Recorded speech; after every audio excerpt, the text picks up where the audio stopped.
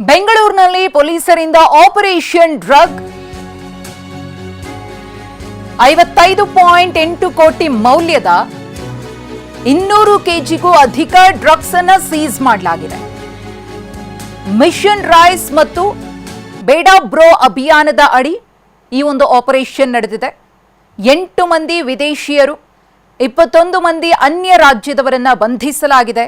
ಒಟ್ಟು 39 ಆರೋಪಿಗಳನ್ನು ಬೆಂಗಳೂರು ಪೊಲೀಸರು ಈ ಕಾರ್ಯಾಚರಣೆಯ ಸಂದರ್ಭದಲ್ಲಿ ಬಂಧಿಸಿದ್ದಾರೆ.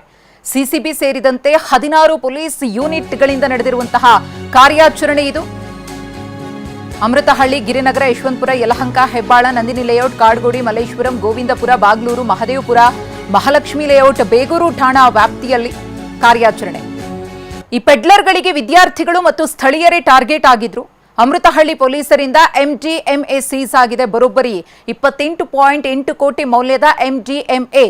ಬಂಧಿತರಿಂದ 17 ಲಕ್ಷ ನಗದು, 22 ಮೊಬೈಲ್ ಫೋನ್, 5 ದ್ವಿಚಕ್ರ ವಾಹನಗಳನ್ನು ವಶಕ್ಕೆ ಪಡೆಯಲಾಗಿದೆ.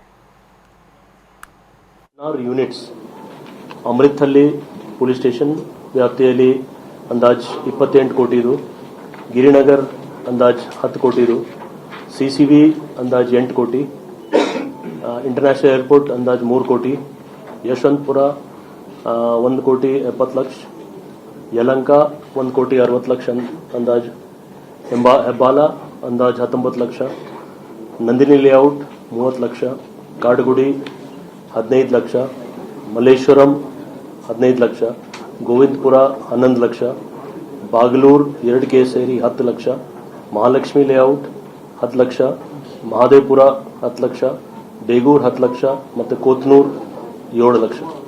ಇದು ಎಲ್ಲ ಸೇರಿ ಟೋಟಲ್ ಅಂದಾಜ್ 55 ಕೋಟಿ. ಇದು ಮಾರ್ಕೆಟ್ ವ್ಯಾಲ್ಯೂ 55 ಕೋಟಿ ಬರ್ತಾ ಇದೆ.